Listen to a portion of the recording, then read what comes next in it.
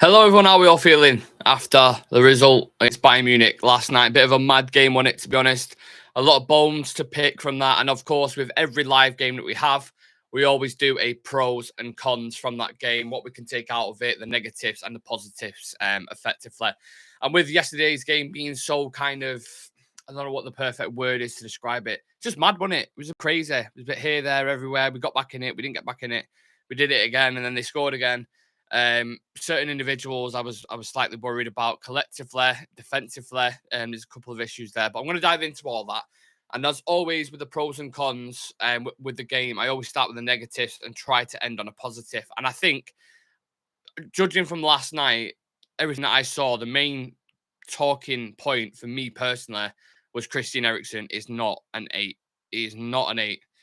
That was the biggest issue for me, and has been a massive issue for me personally for a while. I remember I mentioned to Jay Motti on Paddock about a year ago, saying, "Are you not worried about Christian Eriksen off the ball and what he doesn't offer?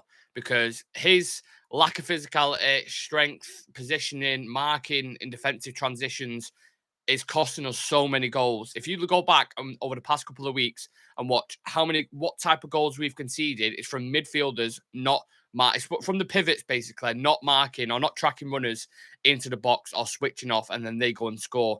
He only ever has 60 or 70 minutes in the tank. And I've got his stats from last night, right? So listen to these stats. So he played 69 minutes, 80% pass accuracy, 0 out of 2 long balls, 0 out of 2 crosses, 0 out of 2 dribble attempts, 0 out of 5 ground duels won, 1 big chance missed, and possession lost 10 times. Let me just repeat them for you. Christian Eriksen stats versus Bayern Munich last night. 80% pass accuracy, 0 out of 2 long balls, 0 out of 2 crosses, 0 out of 2 dribble attempts, 0 out of 5 ground duels won, 1 big chance missed, and possession lost 10 times. Joshua Kimmich, who is in the exact same position for Bayern Munich on that left side of the pivot, 94% pass accuracy, 1 key pass, 2 out of 2 long balls, 1 out of 5 crosses, 1 big chance created, and 4 out of 6 ground duels won. It's absolutely plain and simple for me. The longer you keep playing Christian Eriksen in that double pivot alongside Casemiro, maybe even with Casemiro, we need to discuss him as well. The longer you play him in that position, the more games we will lose, especially away from home against the big boys. He's not an 8. He's never been an 8. And you can't play him as a 10 because, Bruno Fernandes plays there. But he's another one as well who would Let's just dive into Bruno's performance, actually. I was going to go to a separate point, but it's kind of giving me the perfect segue there. And I want to get all your comments and thoughts and opinions. And let me know if you agree with me, and let me know if you disagree with me as well. Equally, I'm happy to have a chat about it. Let's have a look. So, Bruno Fernandes, another average performance, another game where Bruno doesn't grab it by the scruff of the neck. I appreciate he's not the only one, but the scrutiny is going to be acute when you are the captain of Manchester United. And the only thing I feel like I see him do nowadays is literally just run about and complain. Tell me I'm wrong. Please tell me I'm wrong. That's the only thing I ever seen him do. Just run, look exhausted, and complain at things. Rather than lead the team. I look at their 10 yesterday, Musiala, 20 years old, elite. That's what you want. We're living off reputation at the moment, I feel like. I really, really feel like we're living off reputation at the minute. Rashford and Bruno Fernandes need to step it up a gear or need to be dropped in general, I think. I look at Bruno Fernandes. I think he's only had one decent performance this season so far, and it was against Nottingham Forest when we brought it back. And he was decent in that, along with Anthony. I think Anthony had a good performance in that game as well. But I genuinely, I wouldn't be dropping. I wouldn't be asked about dropping Bruno Fernandes for Mason Mount. I swear to God, I would not be opposed to that idea. Simply because I think players seem to get into their head or seem to get a thought that because they play every game, they're very important. And I'm not saying Bruno Fernandes isn't important, but they have this level where they're like, oh, even if I drop off slightly, I'm not going to be replaced because he plays me every single game. Whereas if you take him out of the limelight, you put Garnacho in for Rashford, let's say, and you put Mason Mount in for Bruno, who's going to be back for the Burnley game, maybe it will give him food for thought. Maybe it'll be, oh, hold on a minute. Give him a bit of a kick up the backside, which I believe they need. Let me read some comments. See what people are saying. Dan Everton says Eriksen was awful, as was Rashford. McTominay performance was criminal. I mean, if anyone saw that video last night of Scott McTominay, when he comes on as why am I so bright here? Jesus. When he comes on as a sub, and just doesn't the referee gets back quicker. He comes on as a sub. Bayern Munich have a counter attack, and he's literally just like that. And he's a sub. It's not as if you've been playing all game and you've been running your heart out. He's just sluggishly kind of jogging back, and you're like, this is why we're never going to win anything. We've got players like that who don't even have the quality anyway when they're on the ball, but when they're lacking that kind of tenacity off the ball, what do you expect the results that you're going to get? So, yeah, that wasn't great from the whole kind of midfield perspective. Onana error, obviously, there was another negative. There was another negative. De Gea dick riders are going to sit there and they're going to tell you, like, you know, this is why we should never let him go. Is he still a free agent? This keeper's shit. He's even worse and blah, blah, blah. And people seem to have short-term memory loss for whatever reason. I have no idea why, but De Gea, look at the West Ham game, Benrahma, look at Everton, look at Sevilla, look at the FA Cup final, look at all the millions of mistakes he's made before that, even before Ten Hag was there. And you're chatting to me like about Onana's made one mistake, so fucking De Gea should be back. People, like, they must have that, you know, that Men in Black pen, where they click it and the memory just completely goes. People must have forgot. I don't understand it. Really, really don't get it. If you actually look at some of the saves he made after that happened, it was really, really good. Like top draw saves. But obviously, people won't discuss that because they only remember the negatives, or they only want to push the agenda on the negative stuff. They won't mention the 5-6 good saves that he pulled out at the back. So yeah. McTominay's playing like someone that knows he's possibly going in January. I would agree with that, Dan. Shah Sam says, I see why Anthony plays a lot. Well, that's what I mean. Anthony gets a lot of criticism, but you do see the hole he kind of leaves on that right-hand side. But equally, I didn't think, like Sam says there, I don't think Pellistri was too bad last night. It wasn't amazing. He didn't absolutely stand out. But again, you're starting one of your first starts against Bayern Munich at the Allianz Arena. It's kind of like, you know, you can't expect too much of the kid. Wet my lips a little bit there. Wet the lips. So, yeah, Onana, I'm not having that. But, you know, he's made a mistake. Obviously, if this continues to happen, then there's a conversation there to be had, and we'll review this back, and I will happily hold my hands up and say, you know what, I was wrong about him. He's clumsy. He makes mistakes. He does this or whatever, blah, blah, blah. The one thing I do like about Onana is, though, he actually stood up in front of the media and requested the interview and said, look, this is on me. I'm obviously upset. I've let my teammates down. If I didn't let that goal in, maybe the game could have gone different. And that's something De Gea never did. De Gea rarely did interviews after the game, coming out, showing that character and personality like Roy Keane would famously say. A bit of character. Showing a bit of character. And I like that about him. You know, he's that's what everybody wants. You know, accountability. Take accountability for your actions. And I believe Andre Onana did that. Speaking about taking accountability, Marcus Rashford's attitude last night was fucking shocking. Absolutely shocking. Not chasing balls again. Throwing a paddy when he doesn't beat a man. Like, I get he cares, and I get it's, you know, if you've come up through the youth academy, you're from Manchester, it's probably going to mean more to you playing for Manchester United than, I don't know, someone who's come over from Inter Milan, let's say, for example. I get it. You care more. But when you're at that level of football, you're against Bayern Munich and the Champions League, that the highest of the high, the most elite competition there is, and one of the toughest games you can have, you can't sit there, you know, throwing a paddy that you're not been able to beat your man, or you're not been able to get a cross in, or you need to focus on the game. I see too many. The reason why I describe United as toddlers sometimes is because they throw tantrums. They really throw tantrums on the pitch.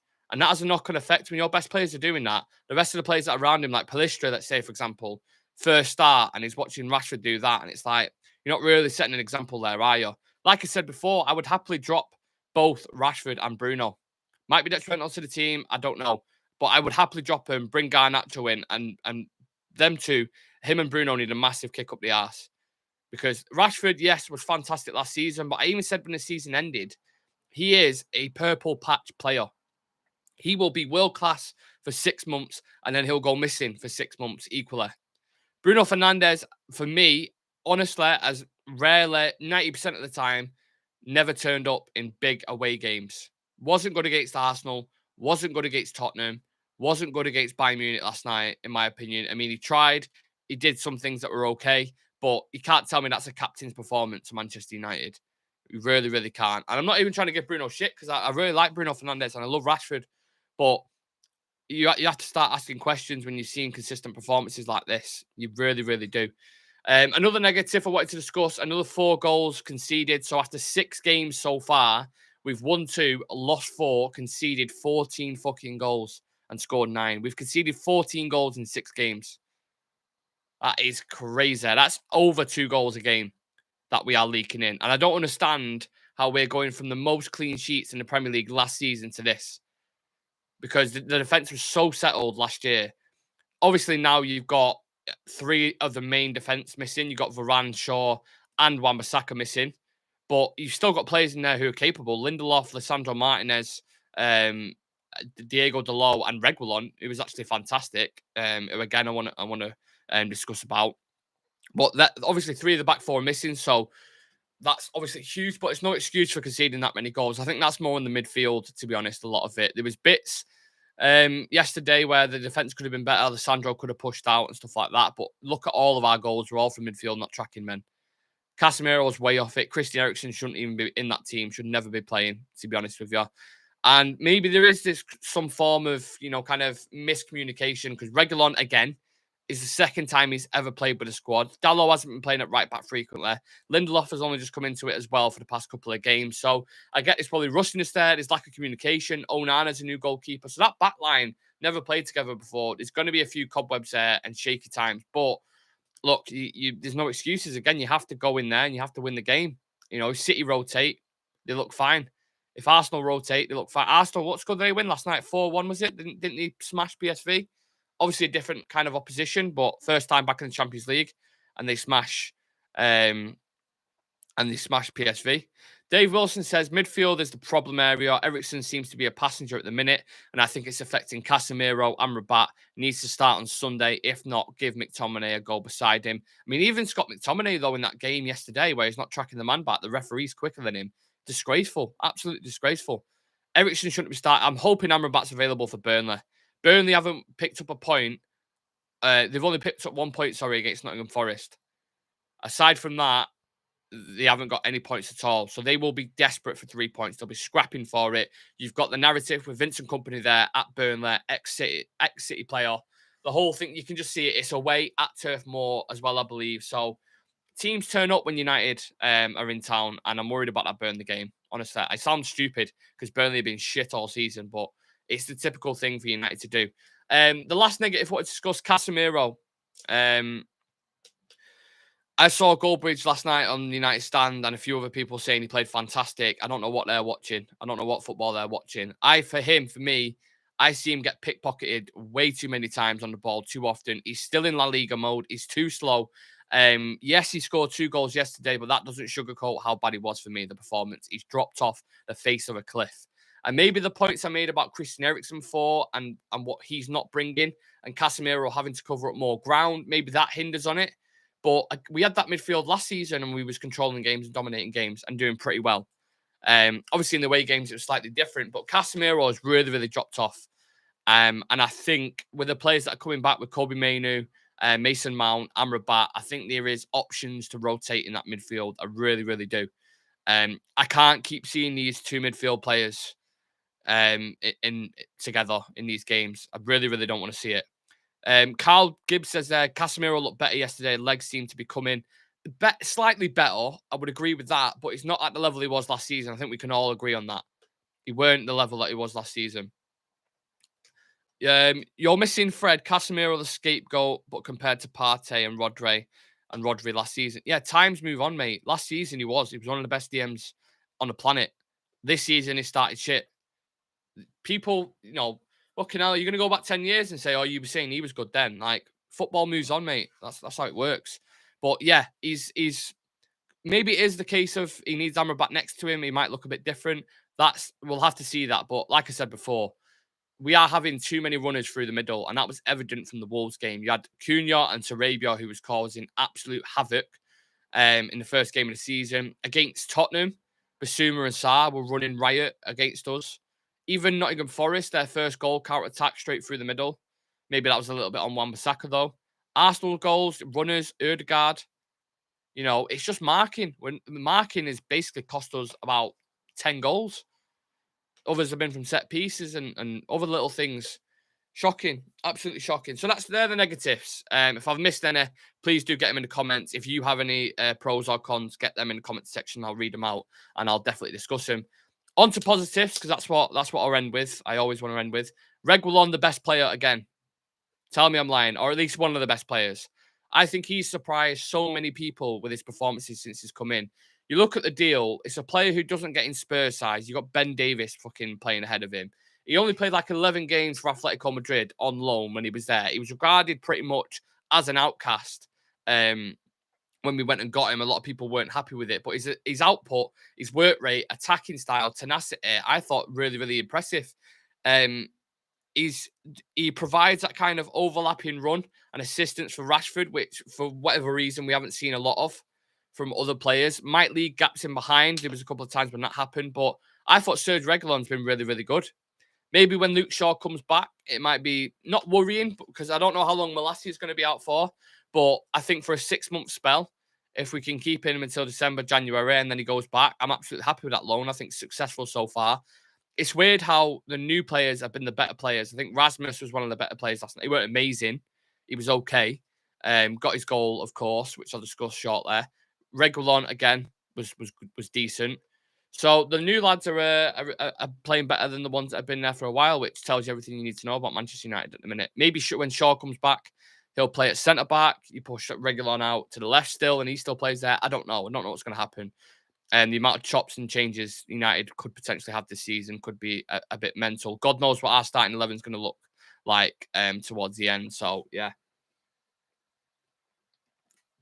Let's speak about Rasmus Højlund as well then, as your kind of another pro. Gets his goal. Really, really happy for him because it's one of them. I could already see TalkSport drawing up the narrative or the Sun Sport in the newspaper creating a headline saying Erling Højlund awkward or something like that. And Gabio Bongaloho with a clipboard in front of him or Jamie O'Hara saying, this spent £70 million for him. You know, not good enough. £70 million for a kid. It's a risk. Blah, blah, blah. You could see the narrative happening. He was waiting for maybe there was like a milestone that we needed to hit, like 5 games to hit so they could go, yeah, Rasmus is a flop. He's not done this. He's not done that. The pressure from opposition fans would be huge. Rival fans start calling him shit, a flop. All this kind of stuff. So really, really happy he's got that goal under his belt. Obviously, it was very, very close to it. He should have had 2, probably. If you look at the VAR decision in the Brighton game. But it's all about patterns of play.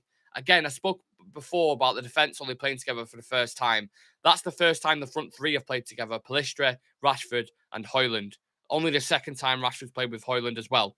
So it's about getting used to the player. It's about certain patterns of play. And I think he'll get there eventually. But again, it's going to be a work in progress. It's not going to be... You look at how Harry Kane has settled into Bayern Munich seamlessly. It was never going to be that transition. It was always going to be, you know, patience and long periods with him. So if you're happy that Rasmus got a goal yesterday, please do leave a like on the video for us and subscribe to the channel because I'm happy he's got it behind him.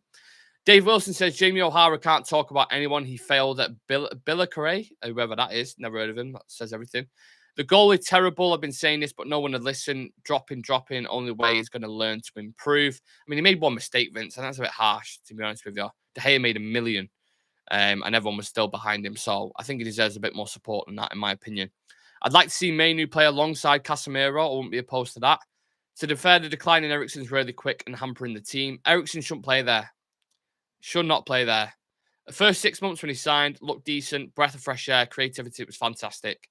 In the away games, it just doesn't cut. Just doesn't work at all. So, yeah, from one day to the next day, but Rasmus was more impressive. Martial, someone mentioned Martial in the comments on TikTok before.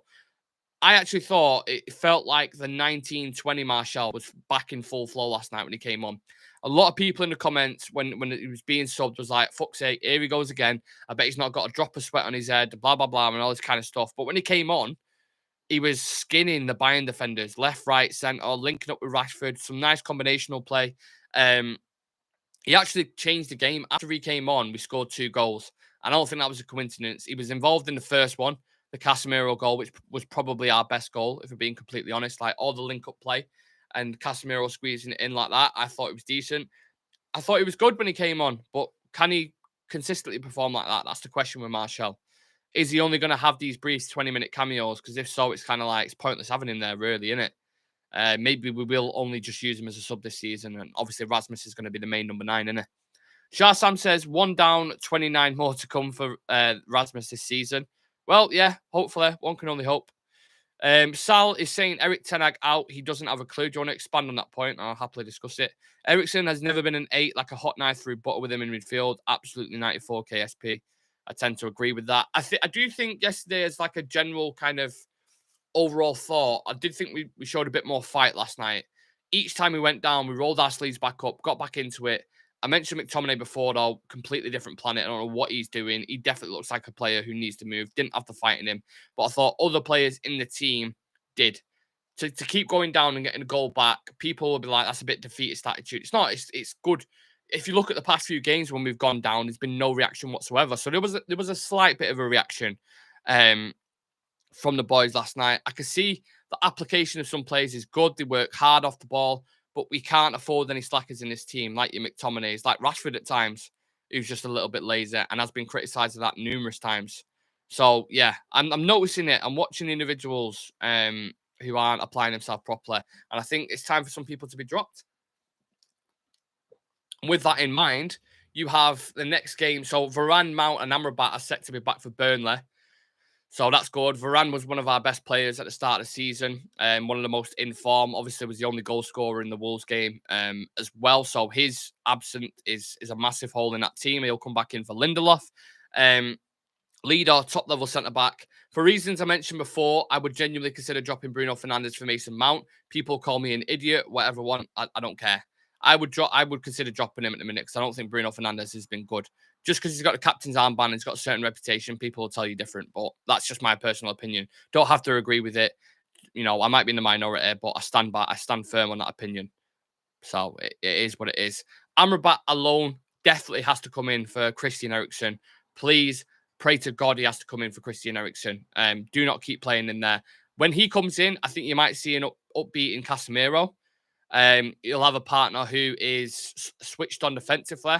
He's great at marking players. He's really good in a tackle. Will probably pick up a yellow card every game. The way he plays, he's good on the ball as well. You know, he's got that long switch of play. He's a water carrier. He can carry the ball as well. Overall, he's for balance. It'll be perfect for that midfield because United's midfield has been unbalanced for way too long now, way too long. So yeah, I'm looking forward to Amrabat coming into this team. I think he's the right player. Our next 5 fixtures, by the way, we've got Burnley away, we've got Palace in the Cup, and then Palace in the Premier League, Galatasaray at home, I believe, and then Brentford as well. So it looks like a little bit more of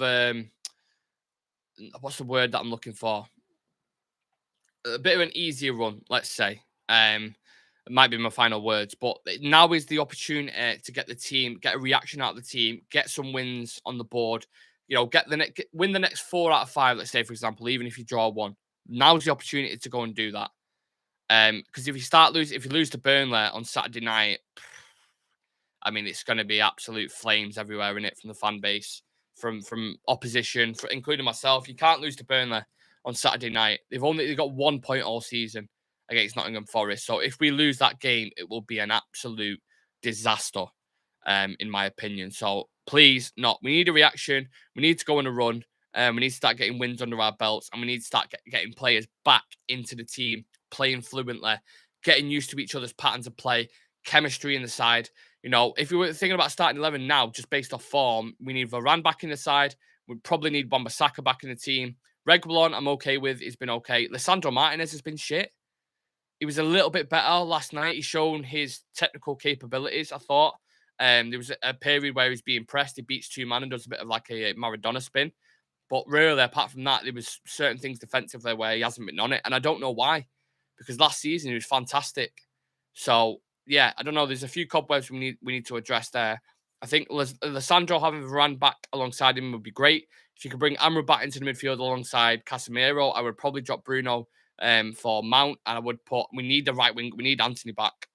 I never thought I'd say that, but we actually do need Anthony back. I don't mind Pellistri there. He's okay. Maybe you can try Mason Mount there, but he does leave a hole in the team, regardless of whatever you think about Anthony. He does. So I hope that situation gets sorted soon. Obviously, Rasmus stays there up top, and then Marcus Rashford is a big question mark on him as well. So, yeah, De Gea won the Golden Glove, then we let him go. What the fuck? Yeah, but the thing is context to that. The defense won the Golden Glove. It weren't really De Gea, was it? The mistakes he made last season, he shouldn't have won the Golden Glove. It was the defense in front of him. The most important game in the next 5 is our next game, and we can gain confidence, says Adam.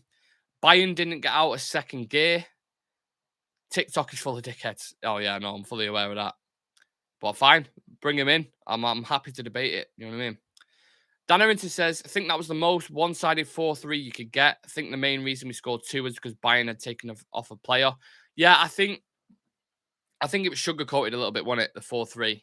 And I think Casemiro's 2 goals sugar-coated his performance as well, to be honest with you. If you look at the last goal they scored, Joshua Kimmich, you can never, it's criminal giving a world-class midfielder that amount of space. He had like a 30-yard radius around him to just play in tell in behind and score that volley. It was just horrendous marking and defending. That's been our worst point this season. If I was to just use a couple of words to describe what is the biggest issue at United on the pitch, obviously if it was off the pitch, it'd be the Glazers, but on the pitch, it would be marking players and defensively switching off and concentration. That's the best way to describe United at the moment. But they are my pros and cons. Let me know yours. Leave yours in the comments section. Put a list, each one, or who stood out for you individually, or what you liked about the game, what you didn't like about the game. I'm going to continue to do these after each match day. So, of course, when we play Burnley on Saturday night, I'll have a pros and cons on Sunday for you. But I need you lot to get involved as well. Tell me yours, and I'll happily read them out, and we'll discuss it. Whether you don't like Onana, that's fine. If you don't like Casemiro, if you think Casemiro performed fantastic, it is what it is. That's what opinion's all about, innit, I suppose. So, yeah, I will leave it at that. I'll see you guys in the next one. We should be a news show later on tonight at 7 o'clock. And we've got another members video dropping for you lot. Don't forget about that.